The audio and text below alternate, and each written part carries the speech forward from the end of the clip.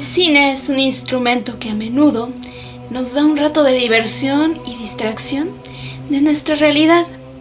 Pero hay casos donde pareciera que las tramas fueron más allá de la pantalla, lo que muchos consideran como una maldición. No te proyectaré una película, pero sí te contaré sobre los filmes que aparentemente le dejaron una maldición al equipo involucrado en ellas. Así que ve por tus palomitas y apaga la luz, que ya comenzamos. Aunque para muchos podría ser un sueño usar la capa del hombre de acero, hasta hace poco era considerado un gran riesgo, y no por las acrobacias en escena, sino por la conocida maldición de Superman. Aunque nadie está exento de la desgracia, mucha gente ve con afán que tantas desgracias a los diferentes elencos de películas del superhéroe kryptoniano no son una coincidencia. Entre los actores que interpretaron a Clark Kent destacan los actores George Reeves, el Superman de 1951, que por cierto, en una entrevista donde tal vez era un spoiler de su trágico final, contó cómo en una ocasión un niño que portaba un arma intentó dispararle para ver cómo Superman era inmune a las armas. En palabras del actor, persuadió al niño de que esto sería peligroso al rebotar en otra persona. Él fue encontrado sin vida por una herida de arma. Se concluyó como autodesvivimiento, pero otros apuntan a un ataque planeado contra el actor. El caso más conocido de la maldición de Superman fue el actor Christopher Reeve, luego de caer de un caballo en una competencia. Él sufrió una lesión en la columna que lo dejó inmóvil del cuello para abajo. Sin embargo, la maldición no se limita a quien interprete al último hijo de Krypton, sino a otros involucrados como Margot Kidder, quien interpretará a Lois Lane junto a Christopher Reeve. Ella fue diagnosticada con trastorno bipolar, que en uno de sus episodios más críticos la llevó a fingir su desvivimiento, al creer que había un complot en su contra por parte de la CIA en colaboración con también su esposo. También tuvo un accidente de auto donde se fracturó la pelvis y descendió más adelante a los 69 años por una sobredosis de alcohol y de medicamentos. Cabe destacar que ella era una escéptica de dicha maldición, y así lo comentó a diversos medios. Y para susto de quien ni siquiera sea actor y tan solo tenga que ver levemente con el material cinematográfico de Superman, está el caso de 3 empleados que trabajaban en la elaboración del DVD de la película Superman Returns.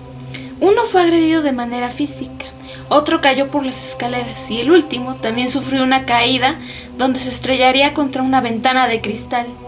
Cínicamente, el director de Superman Returns declaró: "Mi equipo de DVD ha absorbido la maldición por todos nosotros".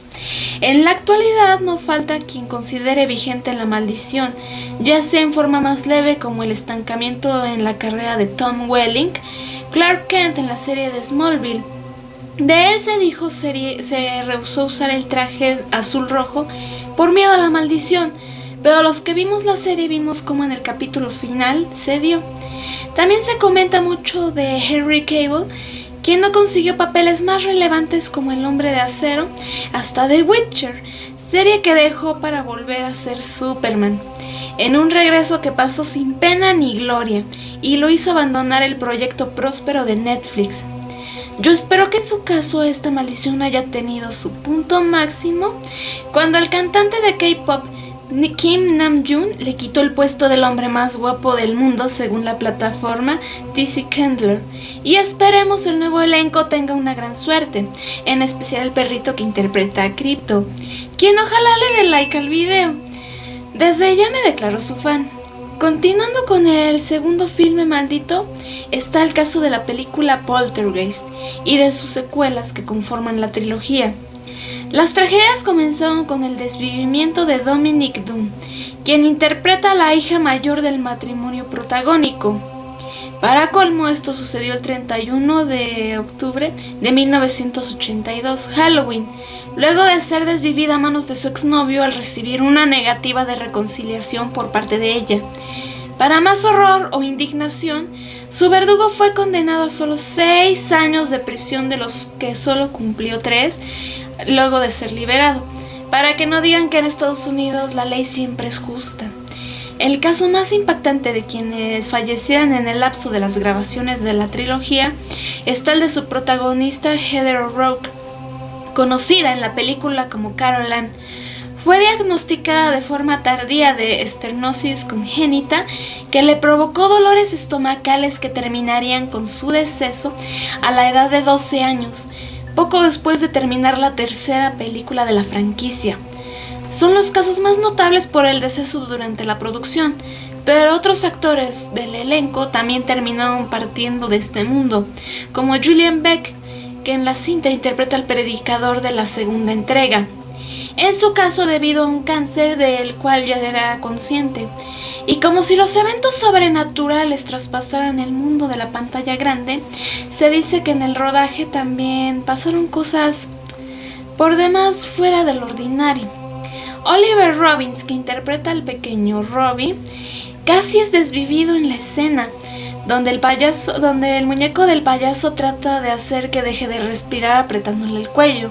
Los brazos del muñeco de utilería se tensaron, haciendo que Oliver en verdad no pudiera respirar, y casi no vive para contarla porque pensaron que era parte de la actuación en escena. La actriz Zelda Rubinstein, quien es la medium Tangina y que irónicamente en la vida real describe tener habilidades psíquicas, relató que durante el rodaje soñó que su perro se despedía de ella.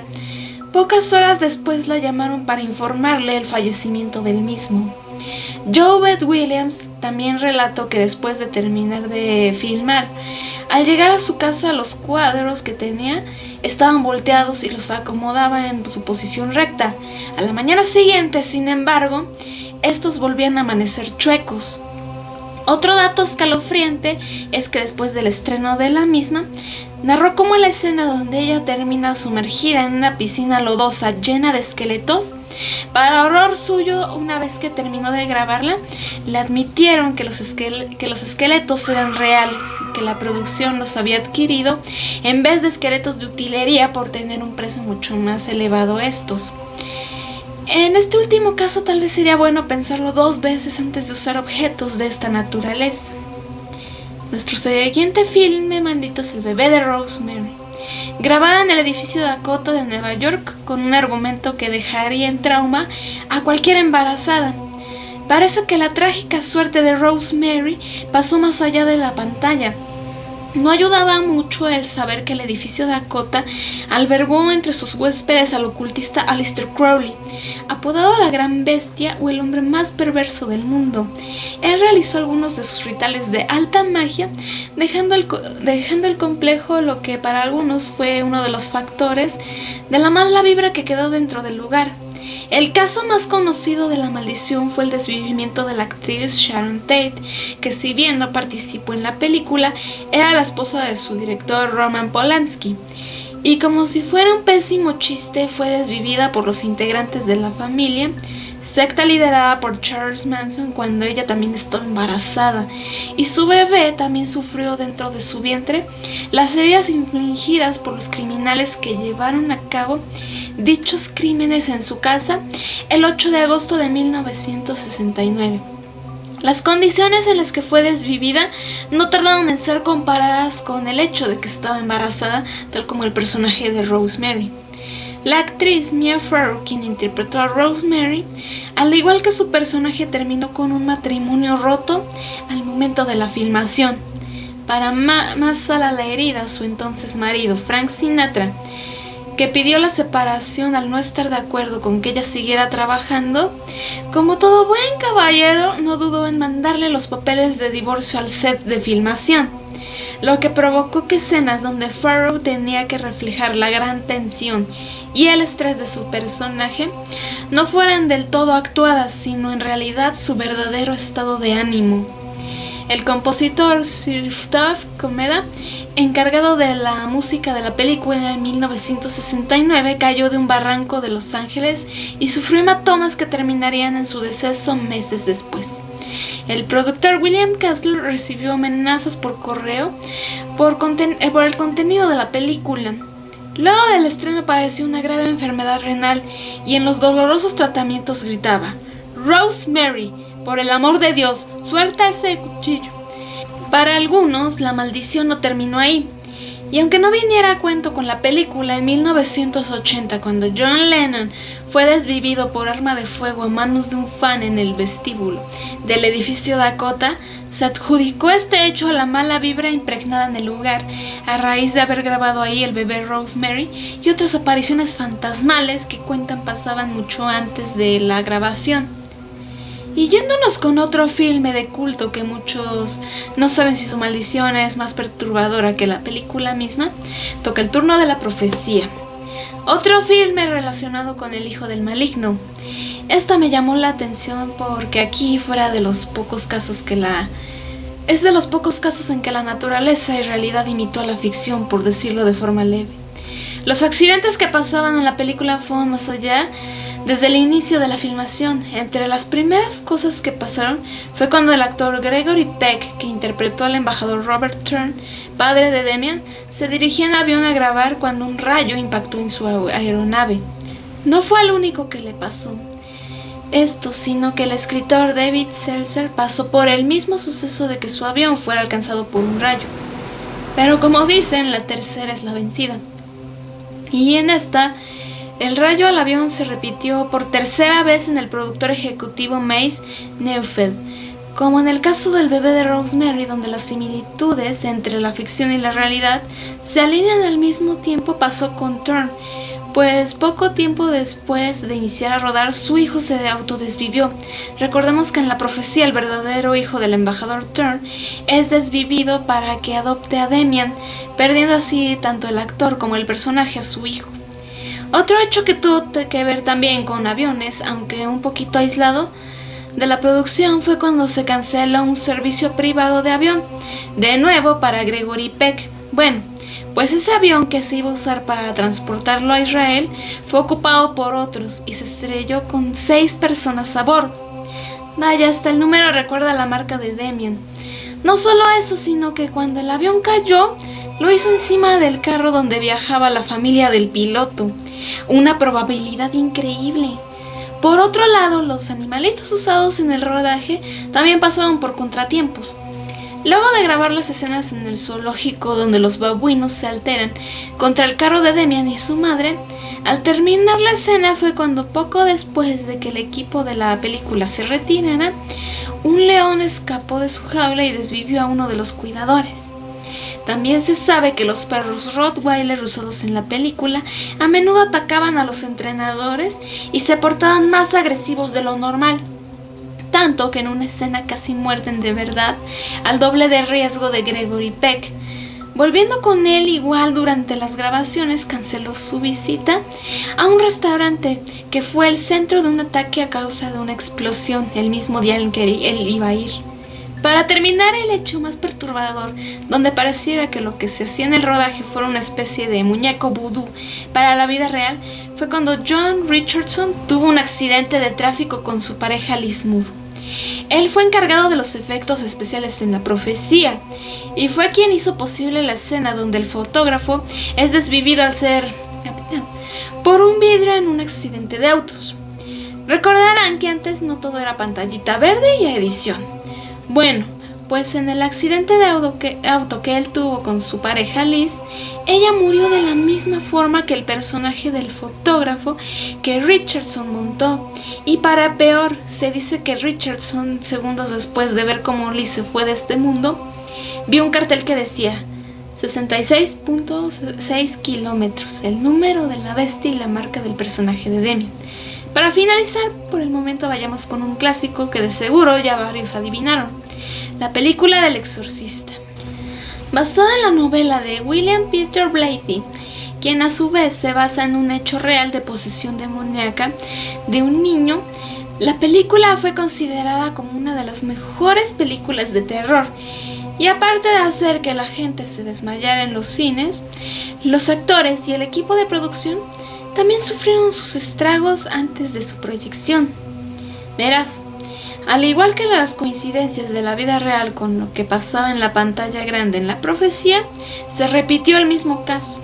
Aquí el actor Jack McGowan, que en la película interpreta a Burke Dennings, falleció por complicaciones de influencia a los 54 años, poco después de filmar sus escenas. También Vasiliki Maliaros, quien reconocerás como la madre del padre Karras, falleció por causas naturales antes de su estreno. Recordemos que sus personajes en la cinta también fallecen. Las desgracias no solo fueron para los personajes en pantalla, dado que uno de los técnicos fue desvivido y el vigilante nocturno que custodiaba el estudio fue encontrado sin vida. Para la estelar Linda Blair, quien interpreta a Regan, también perdió su vuelo durante las filmaciones. De ella se puede añadir además que luego de filmar esta cinta se le especulaba un futuro muy prometedor, pero realmente su carrera nunca terminó por despegar, algo muy similar a La maldición de Superman. El actor que interpreta al padre Karras también pasó por un duro momento, luego de que su hijo casi no lograra vivir después de un choque de moto. Por si fuera poco, el lugar donde se rodaban las escenas en el cuarto de Regan se incendió a causa de un ave que chocó con un circuito eléctrico en el set. Todo quedó quemado excepto la cama donde Linda Blair filmaba sus escenas como la niña poseída, algo que yo llamaría un antimilagro. Al recordar casos donde iglesias que han sufrido catástrofes han perdido mobiliario por completo, excluyendo las imágenes santas, tal cual pareciera una burla en el caso del Exorcista. En este incendio perdieron la vida 3 personas de la producción, y llámese sugestión o algo verídico que pasaba en el set, porque después de tantos eventos desastrosos el equipo decía oír ruidos, susurros de la nada y la presencia de sombras, por lo que le exigieron al director que llevara a un sacerdote para bendecir el set, cosa que sí ocurrió. Además, la actriz Ellen Burstyn, quien interpreta a Chris MacNeil, madre de Regan, pese a negarse a decir una línea que citaba "creo en el diablo", para evitar la mala racha, también sufrió en la filmación una lesión al romperse el arnés que debía protegerla en la escena donde era lanzada en la habitación de Regan. Y bueno, como todos sabemos, El Exorcista finalmente llegó a los cines causando un gran revuelo por las personas que se desmayaban en la sala o salían vomitando. Y cualquiera diría que todo paró ahí. Sin embargo, en 1987 el hijo de la actriz Mercedes McCambridge, la mujer que le puso voz al demonio que poseía a Regan, desvivió a su esposa y a sus hijos para finalmente autodesvivirse. Sin duda, demasiadas casualidades y de las malas para quien lo quiera ver desde ese punto de vista. Personalmente, los casos que me dejaron más asombrada fueron los de La Profecía y El Exorcista. Mucho más La Profecía, que hasta hace pocos años dejó de darme miedo verla en la noche. Pero no se sugestionen. A mí mejor me espantaron viendo la película del Gran Gatsby, que es una película que cero tiene que ver con el terror. Aunque eso es otra historia. Pero cuéntame, ¿cuál caso fue el que más te sorprendió? Te estaré leyendo en caja de comentarios. Y si quieres que haga otra segunda parte, déjamelo saber también. Por lo pronto, eso sería todo por hoy de mi parte. Yo te deseo un buen día, tarde o noche. Recuerda, soy Elida Lubel. Nos vemos. Bye.